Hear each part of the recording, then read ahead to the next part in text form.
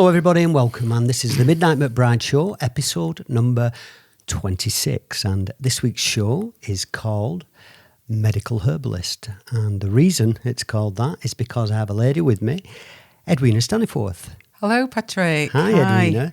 So, I'll start by how we met, and there's a lady called Kitty White, and Kitty introduced me to you, put us in touch. She also put me in touch with Colin Unsworth, who's a friend of yours, who you know. Yeah, that's right, yeah. The naked forager, the Mr. Mushroom, who's done 2 shows with me as well. And so this is how we connected. Now, I thought we'd maybe just start briefly, because we're going to talk about your journey. Like we do on every show, we'll spend the first half of the show and we'll talk about your journey to this present moment, which is particularly interesting, and some of the things you've done. Yeah. But also then we'll talk about what you're doing now. And maybe just before we get into that, a little definition of what is a medical herbalist? Because I know that although Colin goes foraging and another mate of mine, Ben Atkinson, goes foraging, they forage for different things, edible mushrooms, things like this. Whereas you're more about herbs, is that correct? Medicines, plant medicines, yeah. Okay. It's really hard to put that definition of a medical herbalist into a few sentences. It's a profession that goes back to the dawn of time, when people were working with plant medicines to keep people and communities healthy. Yeah. And basically that's what we do today, although we work very differently. And it's using the healing power of plants in various forms of medicines to promote health or to actually work with people with specific illnesses. And the thing is, comes back from before there was big pharma, before we were putting chemicals and popping pills for fun. This is when we were using what was around us, you know. Absolutely. I mean, this is the medicine of most of the world. And it's something in this country that we've become so disconnected from. But not that far back, people were making medicines from the land and keeping themselves healthy. I remember as a child, you know, lots of people in the north of England using comfrey, for instance. Everybody grew comfrey. Most people called it nipbone. And, you know, as a child, I remember sort of injuring myself and my grandma and granddad picking nipbone and putting it on, you know, that part of my body. Yeah. So it's only just been lost. But what is really good is that people are starting to reconnect and remember about herbal medicine once more, and they're getting quite excited about it. I think if you only need to go back a few hundred years, and if you were maybe 300-400 years, if you were picking certain medicines and you were spending a lot of time in nature, they'd burn you. You know, you'd be a witch, wouldn't you? You know, before we had sort of some of the terrible things that happened in history, one of the first things that I'd follow, you know, we've had slavery and apartheid and things, but witchcraft, and basically people that were connected with nature and didn't do as they were told were burned at the stake. And it's hard to believe that actually happened, but you know, this is part of our heritage. But it did, and a lot of that herbal knowledge would have been lost during that time. Yeah. What's really exciting, though, is about coming from Lancashire, that even going as far back as the Industrial Revolution or early in the 20th century, we have an absolutely fantastic herbal history in Bolton, Berwick, Rochdale. I mean, if you think going back to late in the 19th century, early 20th century, it's a really famous herbalist lived in Bolton called Richard Lawrence Hoole. And, you know, his nephew had the stall on Bolton Market up until quite recently. I did not know that. Did you not? No. This is what a lot of people don't know. If you actually go on the internet to Henrietta's Herbal, and you can actually download and look at his books. And in his books, he talks about herbal medicine in Bolton. He talks about picking purple loosestrife from Darcy Lever and selling it at the base of the town hall steps. He talks about the epidemics of Bolton and how he used purple loosestrife to actually save people's lives. And it's all documented, using chickweed, for instance, to help heal lungs in this area. And anybody can go on that and read it. And it's a forgotten history of Bolton, which goes back to early in the 20th century. And if you look to Rochdale, you've got Nell Racker, who was born in Bury, who was a midwife and herbalist and bone setter that lived in Rochdale, and people travel for miles to actually see her. And there's a lot of folk history associated with her. But unfortunately for people like me, she never wrote her recipes down, whereas Richard Lawrence Hoole did. Yeah. You know, but we have a fantastic heritage in Lancashire. I think a really important part of this is passing that knowledge on, isn't it? Which doesn't always happen, and sometimes it gets lost. But this is something that you're heavily involved with now, isn't it? You know? As a medical herbalist, I feel very passionate about our native medicines and very passionate about working with communities and helping them to reconnect with, which is what is under the feet. I love doing herb walks with people, and up until lockdown, for the last 5-6 years, I've been doing local classes, which have been very well attended. And what gives me a lot of pleasure is seeing ordinary people foraging and making their own medicines, using them with the families, and then getting that feedback as to, wow, this worked. You know, we've cleared this up, this has helped, we've made this medicine. And even during lockdown, this is still ongoing, you know, people going out foraging and making medicines. It's like back to the old ways, because this is how herbal medicine would have been practiced in folk medicine, whereas you would have had somebody who knew the plant medicine on every street. The lady of the manor would have known about it, the local wise woman, you know, the local sort of like healer, like Richard Hull. Foraging as well is great for your mental health, because what do you do when you forage? You've got to go outside and you've got to spend time in nature, and you've got to detach from all your normal stresses and worries. You're out spending time with like-minded people as well. So it's a good experience. It's a win-win-win. It is. I mean, some people say there's actually 3 ways in which people, or 3 stages of the healing when you actually make your own medicines. One, like you say, is to go out in nature and to disconnect from the modern world and to start to connect with the local plants. And you don't have to go very far. You could even go to the weeds in your own back gardens, like dandelions, like nettles, like chickweed, even the daisies in your lawn, and you've got great medicine. The second stage is actually harvesting and taking that medicine back to your kitchen and making something as simple as making a salve or a tea. And then the third level of healing always comes when you start to work with that, and when you start to see the results of using that medicine within your body or your family's body. But the healing's already started as soon as you start to go out and you connect, and it's so empowering, Patrick. I'm just laughing at the fact that when we discussed the pre-show chat, we said what we'd do is I'll just mention, and you give us a brief definition of what a medical herbalist is at the start of the show before we do your journey, and we're 10 minutes into the show. We've not started on your journey yet. So absolutely not. You know, I mean, if you're going to be a medical herbalist, I remember one of our tutors when I trained over 10 years ago that said there are so many different ways of being a herbalist, and there are.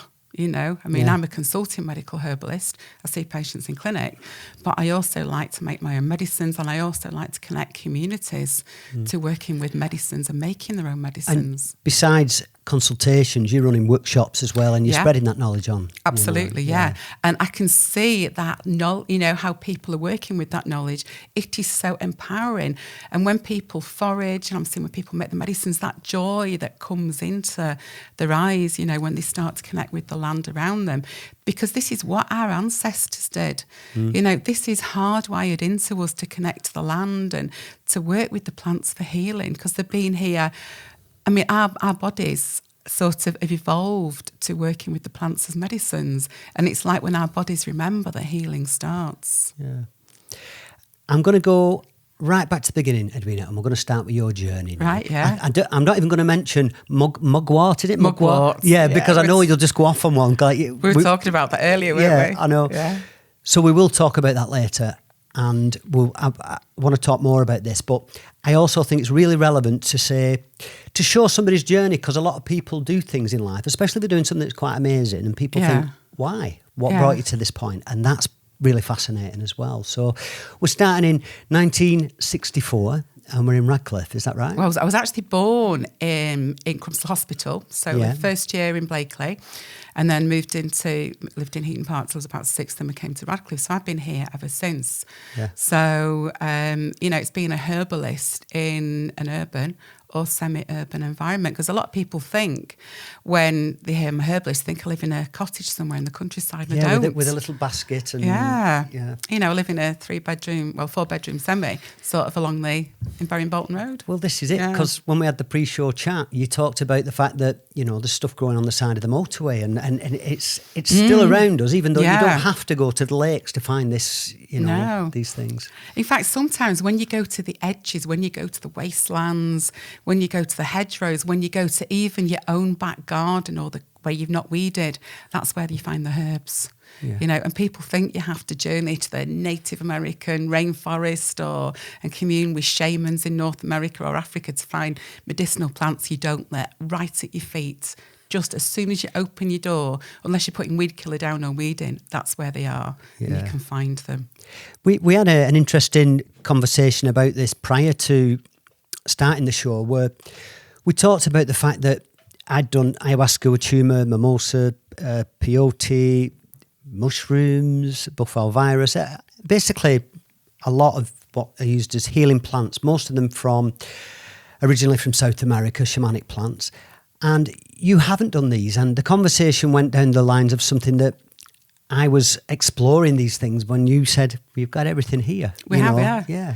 We have. I think there was that temptation because, like we were talking about with the witch hunts and how industrialisation, how all our spirituality knowledge has somehow been taken from us, or maybe we've just given it up, you know, in return for comfort or somebody looking after us. I don't know.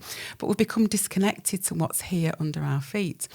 And we forget about all the medicines, you know, even things like I've never ever done sort of, you know, hallucinogens. Yeah. But, you know, there is psychedelic mushrooms, but even teacher plants as well.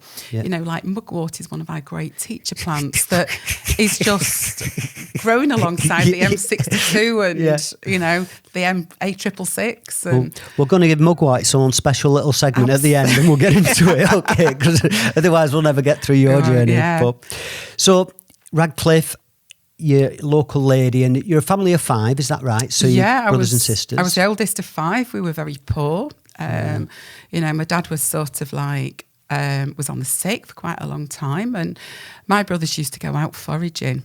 And I was a bit too above that, I think, as a teenager. But my brothers did, and they used to bring things back. They also brought mushrooms back as well. Yeah. Sort of psilocybins, and my mum thought they were making mushroom soup once. And being rich, she's really impressed. Mushrooms on toast again, lads. Absolutely, yeah. Yeah. So, yeah, she found this pan boiling away. My brothers, you know, were sniggering at the time. So, yeah, we used to sort of forage, and they used to sort of skip forage as well for food. Yeah. So, yeah, we weren't that well off. I think it's beautiful because sometimes people have a lot of money and for that reason they don't connect with nature. They buy everything they need. It all comes out of a packet. The fact that you're poor might mean that because you didn't have as much food and stuff, you ended up spending time in nature foraging. So poor actually can be a benefit in some respects. A lot of people that don't have a lot of money are more connected with nature and less connected with technology and, you know, the material world. So. Absolutely. I mean, like growing up in the 70s, you know, everybody I desperately wanted fast food, processed food, because that's what all my mates were having. You know, that was just coming in, but we were that poor. It was just whatever my mum could make, and it was usually boiling up bones to make stews and, you know, making really great food out of nothing. So consequently, we've all grown up very healthy. Yeah. You know, as well. You know, she used to grow stuff, used to go out sort of picking things as well. A common theme for people that come on this show, Edwina, is that the people that have helped other people, educated other people and cared for other people. And as we're going to find out with your journey, you've done all of those. Mm-hmm. Yeah. And the first step in that direction was you became a nurse. I was, yeah. I trained as a nurse at 18 at North Manchester General Hospital. And I worked there. When I qualified as a staff nurse, I worked on medicine and surgery. And then I got a sister's post on medical and endocrinology ward. And I was there I was probably about there for about 13 years until I hurt my back, moving a patient, and was forced to retire from nursing. That's a common thing with nurses, unfortunately, It's quite a nasty back injury, so, you know. But then you moved into other areas, didn't you? Which is, I did, this is the start of maybe your less formal and more, I'd say, the spiritual. Yeah. I think so. I mean, already as a nurse, I'd started to get interested in complementary medicine. And being a sister, you know, you're doing lots of drug rounds and, you know, you're planning patients' care. And I noticed that when patients were in pain or they were distressed, the usual thing was to go to the drug trolley. And I just thought there must be something better. For themselves, yeah? Yeah, well, for me as a nurse to go and do that, you know, it was about somebody's anxious, so let's get them something, or somebody's in pain. Yeah. But starting to realise that what people needed was something a lot deeper, and that, I'd sometimes sit there with an anxious patient or a frightened patient, somebody in pain, just even massaging the hands or the feet and noticing that response to it. And this is where sort of then reflexology came in. I trained as a clinical reflexologist. I mean, this is going back about I'm going to say about 26 years. Trained in quite extensively in Manchester, and with a guy called Clive O'Hara, who's sort of dead now. He was great, really good teacher. And I left nursing sort of soon afterwards because of my back injury, and so decided to set up in private practice. So was this aromatherapy and reflexology at this stage, or was it initially reflexology? It was initially reflexology and trained later as an aromatherapist because there was always that interest in plant medicine. And so I explored it initially through essential oils. It's funny to me because when you use that term in the circles that I mix in, when you say plant medicine, and which covers a whole array of plants, but predominantly it's used to describe the hallucinogenic plants of South America generally, so ayahuasca, wachuma and things like this. But when you say plant medicine, it covers so many other... It does, it does for me. It's a whole range of using plants with medicinal properties, but plant medicine goes so much deeper, to plant spirit medicine, to connecting with plants, to teacher plants. I think one of the things that we have in the West is that we tend to see plants as a commodity, that somehow that they give us like chemical constituents that we use in our medicine that are extensively researched and we use like drugs. Plant medicine doesn't work like that. It's not compounds and chemicals. It's more about from my opinion anyway, the spirit of the plant. It is about the spirit of the plant. But also that array of constituents that the plant produces mainly for itself, but its own environment as well, and which benefits human beings. So when a plant produces something that can heal skin, it's produced primarily for that plant because it can heal the plant. It's just that the plants came here first, and our bodies have evolved around what plants produce. I'm a firm believer that for every ailment there is a cure or a plant that can heal it. If you get stung by a nettle, there's usually right next to it growing dock leaves. And it's not dock leaves, actually. They're the best remedy for it. You'd be surprised to know. But in South America, where we're destroying the rainforest, I genuinely believe that every ailment that exists for human beings, there is already in existence a remedy or a cure for that. But we're not looking in the right places, and we're destroying what's left of it. It's we are, quite sad. And here too. There's a guy who busks as you go into Bury Market, a really old man, and he's sort of as gypsy origin. And quite often we've spoken about the plants. And, he's told me, because he knows a lot about plant medicine, that in the time of his life, which is something going up to about 90 years, that deterioration of plants, medicinal plants that he's seen. So if you think about how we spray, the hedgerows, we spray our gardens, things that were very commonplace are not there now, or are very sort of rare. So we're doing the same in this country. We're destroying our own medicines. Yeah. I mean, it's a whole nother debate about when you start introducing chemicals into the world of plants, and whether it's, genetically modified foods or whether it's just pesticides and things. And then pretty much you can buy apples, bananas, but unless you're very careful about where these are sourced, everything's got chemicals on there, hasn't it? In supermarkets. They coat apples in wax to make them last longer. And I saw a little clip, a documentary about some of the tricks they used to make food last longer and the appearance of the food, so that they were consistent with the colour and the size. And you'll have to look really hard to source, unless you grow them yourself or you know where they're coming from. Most fruits and vegetables have been treated with chemicals at some point. Yeah, they have. I mean, it's the same with when people buy herbs as well. When you buy, over-the-counter herbs, when you go to, health food shops, that some plants, specifically things like chamomile, that have a massive commercial value, some of those are sprayed as well. So it's, people think that by getting a herb that it's going to be organic. It's not necessarily at all. Do you use, this is a bit of a sidetrack, but, like turmeric and certain herbs and spices, from other countries and things. Do you use those as well? Absolutely. I mean, even though I'm a believer in local medicine. Yeah. And that local medicine includes what you have in your kitchen cupboard and what you can get from your market. I mean, being here in Bolton, we've got a fantastic market. You can get things like fresh turmeric, ginger, cumin everything. I like a lot of the Indian spices. They seem to really help me, they detox me, they cleanse me.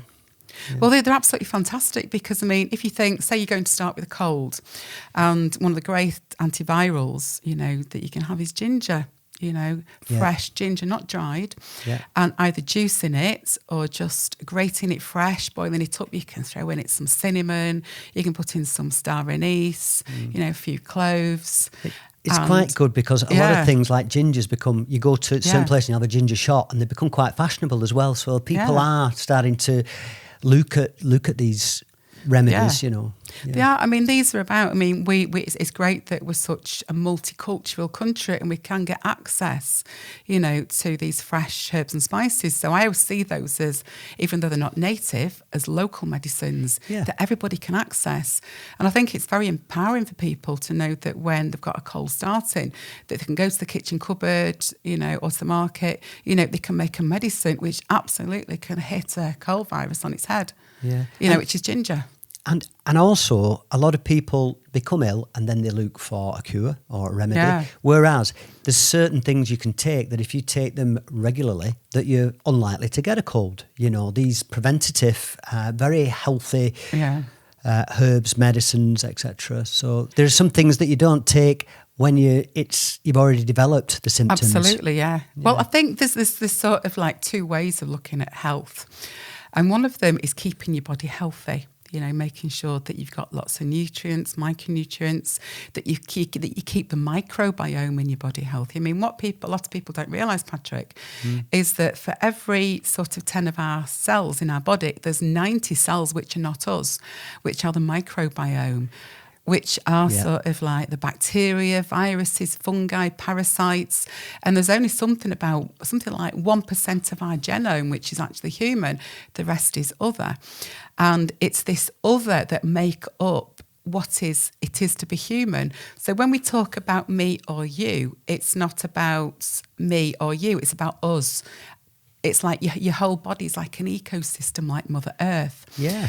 And this ecosystem called the microbiome is what is about keeping our sort of immune system healthy. It keeps us in good mental health. It helps with digestion. It helps synthesize hormones. In fact, we could not operate without it at all. And systematically, we're destroying it by our lifestyles. People automatically think about antibiotics, as being the destroyer, but it's not. It's things like glycosides. It's about the fungicides in our food. Stress is a really big one. Yeah. Pollution, mercury in your fillings. The list goes on and on. So when we destroy this, we're destroying our bodies. And so this is a major part of our immune system, and so I think the first line in keeping yourself healthy is to keep your microbiome healthy as well. I like the way you reference mental health, because if you feel good, if you're putting the right things in your body and you feel good, obviously it's going to affect your mood. So what you're putting into your body, if you're putting things that are going to increase your physical health, generally affects your mental health also. They're connected, very absolutely. much so. Yeah. And I also I believe that stress is the cause of 90-95% of all illness. If you're they say that if you're in a happy, healthy state with a healthy mind, then disease and other ailments can't really exist because your body's operating at 100%. It's going to fight everything off. It's going to be able to deal with them. But when you introduce stress and tension into the system and you're unhappy, then your body, there's resistance there. It's not doing what it's supposed to do, and you can't fight these things off, and your immune system plummets drastically. It does. It does.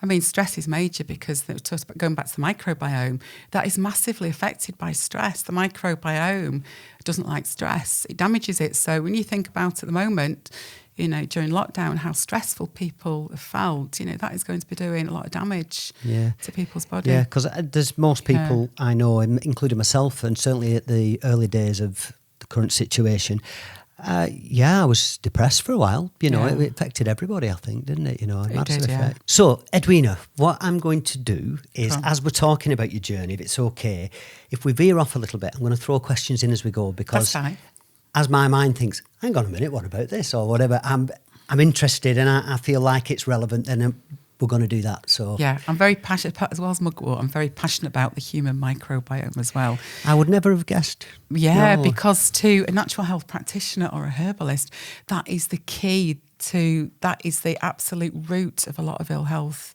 that many people are experiencing today. So when I'm seeing patients in consultation, that is one of the first things, or not one of the first things, but one of the things I sort of tend to direct questions towards in what's happening in somebody's gut health and how that might have affected, because, leading on from that, you've got lots of things like, as I say, mental health problems, you've got autoimmune diseases, it's absolutely massive. And if, viewers want to find out further about the human microbiome, there's some great sites on the internet, the Human Microbiome Project being one of them. And I guarantee once you start to learn about the microbiome, it will blow your mind. Yeah. It just has you reading with an open mouth thinking, oh my goodness, they form communities, they have transport, they teach the young, they have a military school, in your gut that trains your white cells. It's mind-blowing stuff. I mean, this is the cutting edge of medical science at the moment. Yeah. And I encourage everybody to read about the microbiome. And of course, one of the keys to working with it is, you think about a lot of Eastern European countries that make a lot of fermented foods. Yeah. Fermented fish in a tin in Denmark or Sweden or wherever. And, sauerkrauts, brines. I mean, every culture of the world, even this one did, has a history of fermented foods. So when you're having fermented foods, natural cultures, then you're keeping your own human microbiome really healthy. Yeah. I mean, like in Lancashire, we all had sort of like red cabbage. And we associate it now with being in vinegar. Well, that would have been like a sauerkraut. Yeah. And I know older people, and certainly, my grandma as well, people used to ferment it with salt because you didn't have masses of vinegar, to make pickles with or to make sort of like red cabbage with. So people fermented it in salt, and it tastes exactly the same. So, for instance, if you go into a supermarket and you'll get like Yakult or something like this. Yeah. These, are they any good? They're just sort of... very sort of weak, really. I mean, if you're really working with gut health, you're wanting to work with things like your fermented foods, on lots of different levels. I mean, people like to have things like, kimchi or kombucha or kefir. There's a whole range of them. And then you've got all your probiotics and prebiotics. But I'm going to give a word of warning here with it, right? Because people get really excited when they learn about the human microbiome and fermented foods. And because some of us have such like damaged microbiomes, the danger is with a lot of us to go out and to sort of go and absolutely go and get loads of stuff and go and buy loads of it and try it because we always think more is better. What sometimes happens then is people feel ill. Yeah. And because you go into sort of what's called like a die-off. So if you think when you've got a damaged human microbiome, you get lots of opportunist bacteria which can sort of increase. So you think about a healthy community, your community, and you get something goes wrong within that community, like a breakdown of law and order, you're always going to have the criminals, the looters, which were always there in the first place, which will sort of, because there's nobody there to keep tabs on them, will sort of go and do a lot of damage. And that's what happens, with your gut. As soon as you start to have damage or deterioration of the good guys, the bad guys that have always been there, can cause problems. So when you start to take things like fermented foods in, it's almost like you've got a battle raging. Yeah. And one of the things you get when you get a battle raging is you get lots of dead bodies, which sort of break down.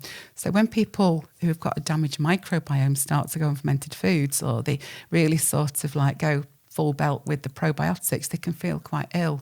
Yeah. Because there's a lot of toxins there. So there's always something that has got to be taken very sort of like carefully and just sort of, go easy on them and build them up. I love the way you use, the analogies you use are like, there's a little town over here and they're having a strike and they've not been going to work and they've been breaking the law. And communities breaking down and all of a sudden you get the looters and, you get that. Great. They've always been there, but... never been able to do anything. No. And that's what it's like in our bodies sometimes. With stress, I write about in the book, you can have two people that smoke all their life, and one will get to 50 and have a heart attack, and the other will live to 100 and live a full, healthy life. So although the smoking is a massive factor, there's other things that are involved. I think stress is that trigger. Absolutely. Stress is a healthy mind. You can get away with a lot. Unhealthy mind, you just veer off track slightly, you're going to be ill because your body can't fight stuff off. It doesn't work properly, you know. So stress is a massive factor. But also, which actually is, I wanted to ask you, do you drink? Do you smoke? I don't smoke, but I do like to have a glass of wine in the evening, a bit of Prosecco, you know, at a weekend. I asked all the guests this, by the way. I'm just curious because I've had bodybuilders in here and ladies that are expert in health in other fields and other people. And I'm always interested to find, do they then take these other substances that are commonly used, you know, cigarettes and drinking and things like this? Yeah, you know? I've never smoked. No. You know, I've never sort of used drugs at all. No. I do like a glass of wine every now and then. How dare you? Absolutely. I mean, that's it. People think because you're a herbalist that you're just going to be on a raw food diet. Yes. You know, but we eat a healthy diet. You know, we go through a lot of vegetables. I like fermented foods. You know, use a lot of. And another medicine. thing. Everything we talked about is on the land, and I used to take a lot of other supplements, especially when I was training as well. Yeah. And spirulina was one of those, which is predominantly taken from the sea. Yeah. You know, is that something, you know, do you look at stuff that isn't on the land as well, stuff from the sea or not? You can do it. I mean, if you go into seaweeds, you know, sort of like native seaweeds, there's a vast array of sort of nutrients. Because spirulina in particular is a massive source of protein, you know. It is, but you know what people forget is that we have this, you know, things that superfoods in our own back gardens. Yes. You know, and these are the things that people have forgotten. Nettles have got sort of mega nutrients. Dandelion. I've read somewhere that if you actually it's a really great book actually called The Wild Wisdom of Weeds by Katrina Blair, and she talks about dandelion, and you know she's a proper wild woman. She'll go into the wilds with nothing, you know, and and sort of like eat from nature. You know, it's a great book. And she talks about dandelion, and she said that when you're looking at the root, the stem, the seeds, the flowers, the leaves, it's a complete amount of proteins. It's a complete food for the human body. You know, chickweeds are mega nutrients. In our weeds, you know, we have mega nutrients. We don't even need to go to the health food shop. Because I've had nettle soup. Yeah. You know, I've had some things, and I've eaten some flowers and various things. Yeah. But I didn't know whether you could sustain a full diet from those. I mean, I think for a full diet, you're going to need more than, you know, if you think about ancestors, you know, they had sort of, you know, fats in there, proteins, carbohydrates. And a hog. Yeah, and a hog, yeah. So, but what it's about is that, you know, quite often we think that we've got to get our superfoods from the health food shop, that they have to come from somewhere across the other side of the world. We don't. We just go out of our back door.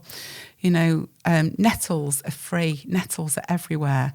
You know, I wouldn't advise picking them at the moment because they're sort of, you know, they've gone to seed. But, you know, you can just trim them back and use the new shoot and use the new leaves, especially in spring, dry them. You know, you've got just everything is just there. You know, even in the northwest, you know, as long as you're not spraying your own back garden and you have a weed patch, you know, with nettles and chickweed, you know, you've got your own super nutrients. Yeah. They're just mega.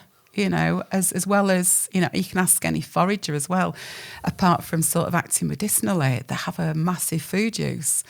I mean, you know, nettles, you know, absolute superfood. You know, you can use them not just in soups, you can just use them like spinach, use them in pestos. You can sort of dry them, crumble them, put them on the food. You know, dandelions, you know, young dandelion leaves are mega nutrients. Yeah. Chickweed's amazing. It tastes delicious. I'm just going to say at this point, we nearly called the show, but we didn't. Wild Weed Woman, didn't we? Which I wanted to go with, but we went with the Medicinal Herbalist. Yeah. So, back to your journey, Edwina. And we're now at the point you've done reflexology, you've done aromatherapy, and then with this reflexology, you then go to different lands, you travel across the world. Well, I did. I actually got what happened was I was I did some work with reflexology and at Bury Hospice for a few years. And then worked at the Bury Cancer Support Centre, was one of the co-founders of that. So, and then I worked at Christie's for a while. So I used like reflexology a lot with people with cancer, and got some work published on it in a clinical reflexology book. And then somebody asked me if I come and speak at a clinical reflexology conference on people with cancer in Israel. So we'll rewind a bit there, because you've just covered so much ground. Yeah, okay.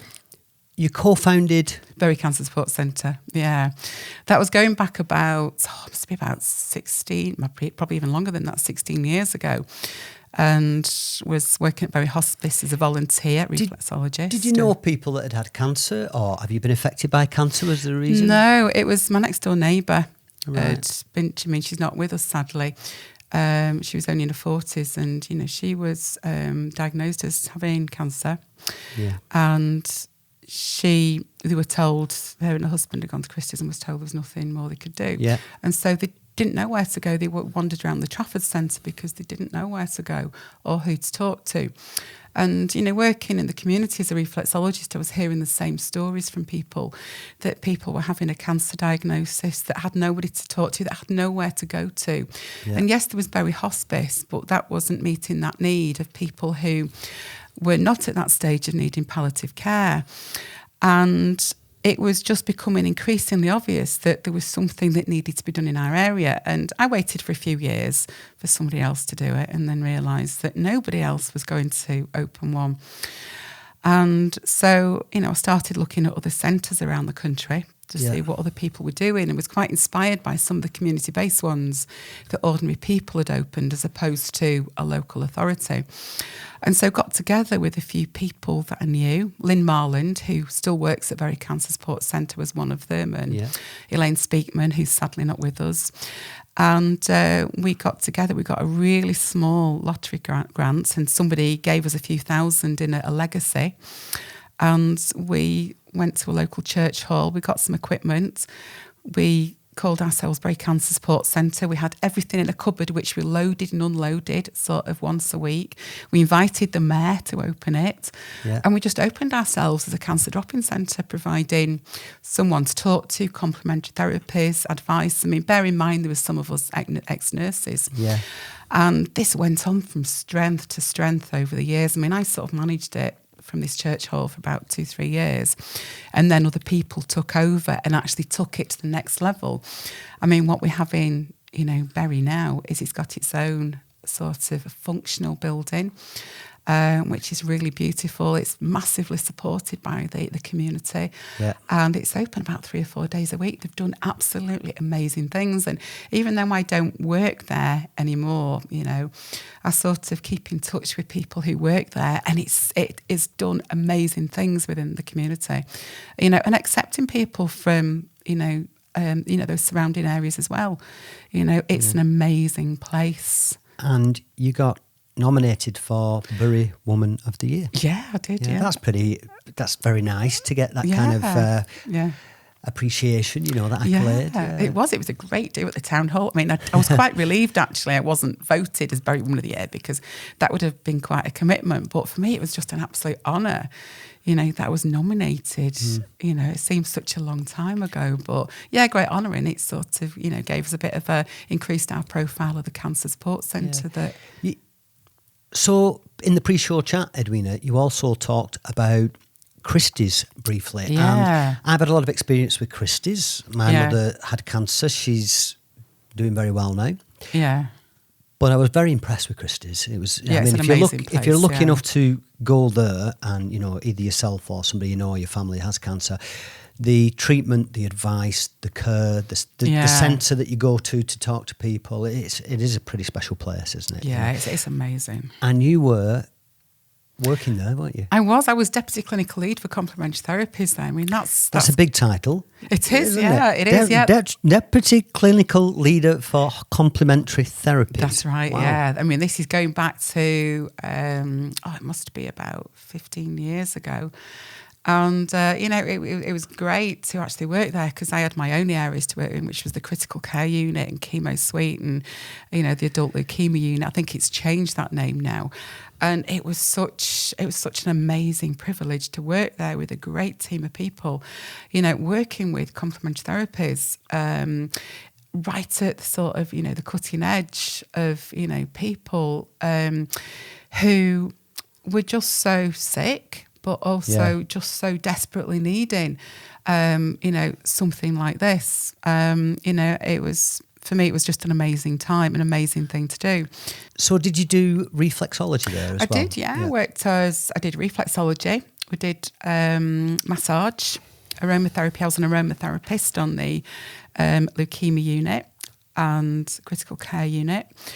Which was absolutely amazing, because what was awesome was knowing that when you're doing reflexology on somebody's feet or you're doing treatments, that they've got their oxygen perfusion levels sort of on a screen in front of you, and they've also got the heart rate and the blood pressure, and to actually see the effect that you're having that's actually being monitored. I was probably one of the only people in the country as reflexologists that could actually see that when you actually worked people's feet, especially like the lung area, that you're increasing oxygen perfusion. Yeah. Maybe for the people watching at home, reflexology is where you massage somebody's feet and each part of the foot relates to a part of the body. Is that right? That's right, yeah. And those areas are on the hands as well. And so people see it as just primarily a relaxing thing, but it's about sort of working with the body to help it to heal itself, because people, we're not too sure how it works. It just does. Yeah, it's like a double whammy almost, because you're getting a massage on your feet, which is pleasant. Yeah. Plus, then you're activating and doing things to other parts of the body, and specific parts of the foot relate to specific parts of the body. That's right. Yeah. I mean, you can work with somebody's feet, and you can tell exactly where all the imbalances are. I mean, that's amazing to me. Yeah. I mean, people think that when you work the feet, that's it. You're going to be able to tell that somebody's got cancer, they've got this. It's not like that. You can see where the areas are out of balance, and by talking to somebody, you can sort of work a little bit deeper with that. But I mean, the main thing is with reflexology is that when you're working over the feet and over specific areas, you can help to bring about healing within the body. The body has an amazing capacity to heal itself. I call it an incredible, miraculous healing machine. It is, It can heal almost anything. Some people get better from cancer, some don't. Yeah. So clearly the body has the ability, given the right environment, nutrition, it can repair itself from cancer. Yes, because it does happen, but not with everybody. So, I mean, if you think as well about sort of if you cut yourself, it's not the dressing that heals. It's not even the herb that heals. What it is, it's your body's capacity to regenerate and to heal, and it knows what to do. So when you're working with reflexology and like a lot of, natural therapies, you're working with that body's amazing innate capacity to heal itself, on whatever level. Sometimes you can get miracles with it, but sometimes, the best you can get is just somebody feeling very much at peace and in relaxation, or getting a better night's sleep, or getting pain relief. Yeah. I mean, I've been a reflexologist for 26 years. I've seen amazing things. I've done amazing things with it. Yeah. Is it Chinese originally, from China? People say it is. I mean, there is sort of like evidence that it was used in ancient Egypt, but I think we all used it. I mean, think instinctively about, I notice with some people say that they might get a bad back, and they'll say, I've got this area on my foot that's really sore. And which is something I notice sort of on myself. You get odd pains or aches on your feet, and you rub them and you make them better. So I think it was something that was here as well. I think sometimes there is that tendency to look towards the East or somewhere else. Yeah. I think our ancestors knew about it, but maybe didn't call it reflexology. Maybe they just did it. It was instinctive. Yeah. Yeah. It seems that in the East, the science things maybe record them better than we did, with reflexology and with acupuncture and things like this. They, because they then documented and talked about the meridians and the energy systems of the body and things like this. So there's definitely a lot of valuable knowledge there. But like you say, maybe it was all here once as well, and we just lost it. Maybe it was. I mean, I think a lot's been taken from us. We don't know what was here. You know, I mean, certainly looking at some of the old herbals, you know, our ancestors had very different ways of viewing the body, you know, and had their own sort of like, you know, systems of diagnosis, you know, sometimes some of which we use today. Yeah. But we tend to forget the stuff in this land as well, that our ancestors, you know, there's native traditions here, which is what I'm very interested about. You know, our own native traditions. Well, finish your journey and I'm going to let you loose. Go on, sorry. I'm going to let you rip on everything. Go on. So then Israel next. So this is the reflexology where you went to Israel. Maybe tell us a little bit about that. I was asked to talk at a conference on reflexology for people with cancer, and mainly because I'd had some work published in a clinical book on it, and the guy that organised it said, well, you've got to come. What have you published? Tell us about that. There was a book that Peter McCareth did, many years ago, called Clinical Reflexology. And I was asked... Not Wines of Rochdale or anything like that? No, it wasn't. No, he was my sort of clinical lead at Christie's, and, you know, great man, you know, he did a lot of really good things there. And, you know, he published a book on clinical reflexology, and, you know, asked different people to write different chapters. So I got asked to co-write one on working with people with cancer and palliative care, and then wrote another one in another book he did, you know, specifically about, you know, working with people with cancer as well.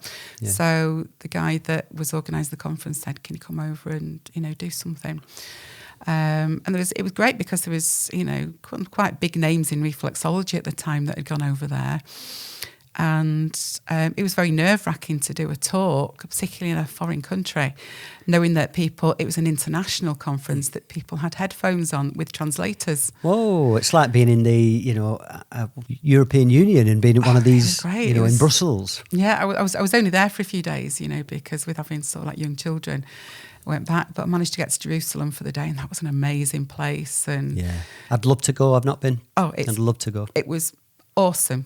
Awesome it was, you know. I loved it going to Israel, you know. I was just there for about 3 days, but fantastic experience. It's on my bucket list. Last year I went to Egypt for the first, I've been to Egypt about 6 times, but never been to the pyramids. And we hired a driver and I went to the pyramids and the Valley of the Kings and the Temple at Karnak, and did everything in 2 days, and we saw everything. And that, for me, I was just in bliss the whole time, you know, and Jerusalem's like that. It's somewhere where before I leave this world, I need to go. It's a very awesome place. And we ended up losing the rest of the party. So I was there with this American woman, really young Californian princess type woman. And we just lost the rest of the party. We decided to seek out the sacred feminine in Jerusalem and just go with the flow and just trust that we would find our way back to our sort of lift. And we did. You know, we ended up going to the, I think it was the cave of the Virgin Mary, and we tried to blag our way in, sort of like the Temple of Mary Magdalene, Church of Mary Magdalene. The nuns wouldn't let us in. And, you know, we went to the feminine pass, the Wailing Wall. It was a really magical, sacred experience. You know, loved it. Edwina, I was going to ask you a question. And did you know, and I'm sure you do now, that we talked about mushrooms at the beginning of the show, and I'd seen a documentary recently, which is a link under Colin's show. Yeah. With the podcast he did, I put some links for things. There's a documentary which is all about psilocybin. They use it for palliative care, and apparently it helps people massively that are terminally ill, that are approaching death, you know. Yeah. And it's a beautiful film, and they interview all these people, and at the end of the film, they all die, obviously, as they're approaching death. Majority of those people, it's with cancer, but that's something that is viewed by a lot of the world as something that's unnecessary and recreational and don't see the benefits, has massive benefits for certain people, you know. It does, yeah. I mean, it's like the whole thing, isn't it? It's not just psilocybin mushrooms, it's, you know, using cannabis oil as well. Yeah. You know, half the UK is on now. Yeah, it's now that they're making money out of it, the government. Yeah, but I mean, you know, when it's stuff with the THC in, which is, you know, what has massive benefits to people with cancer, it should be something that is made accessible. As pain relief and good for stress relief and just generally, if your days are numbered, why not have a smile on your face when you're approaching death? You know, and approach it with grace rather than fear, because a lot of certain religions and societies believe that moment of death, if you approach that moment and you're happy and content in that moment and you view your life with joy, that's when you have a smooth transition into whatever's next. If you're very tense and frightened and scared and living in fear and unhappy and stressed, and when the moment comes when you pass over and you transition into the next realm, then that journey is going to be very traumatic, and that journey could continue. So it's really important that you're in the best possible place when that time comes, if you can. I think it's about compassion as well. This is the end stage of our life, and it's about a life well lived, full of love, and that love and care should be continued right to the point of death and beyond. And if somebody being pain-free and peaceful and joyful, is what matters. I've sat with a lot of people who've died. I've sat with a few, not many, 3 or 4. Oh, I've sat with lots. I've seen, as they pass that moment. Yeah. And sometimes it has been very peaceful, and sometimes not. I mean, as a nurse and a ward sister, you are always in that very difficult position sometimes, because knowing that somebody was in pain, that you could get morphine prescribed, but that morphine might sort of affect the respirations. So you always had that sort of balance. And I knew some nurses that felt very uncomfortable, with giving that morphine as prescribed by the doctor, or asking for it to be prescribed, knowing that would, affect respirations. But, to me, it is about sort of kindness and care, and making sure that somebody is, sort of pain-free. So... Yeah, I think that it's really important, where possible, to make somebody comfortable at that moment. And I think it's very humane and nice to have somebody, sat with you, reading to you, holding your hand, whatever, to just help you as you go along. I mean, my Uncle Frank passed, and I was lucky enough to, at Bolton Hospice, when he was passing, sat with him, and he was a staunch Catholic and was going to be a priest at one point. He couldn't because of epilepsy.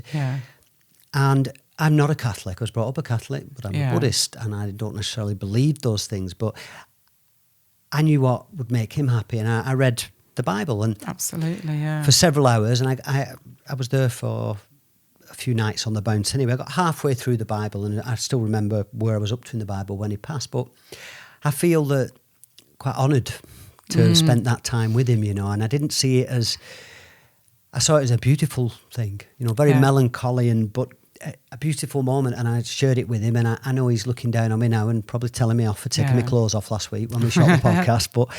But yeah, so I think it's beneficial, and as Buddhists we talk about death a lot. We talk about it openly. We're all going to die. It's approaching. You can't start living until you accept that you're dying. You don't want to spend your whole life living in fear of getting older.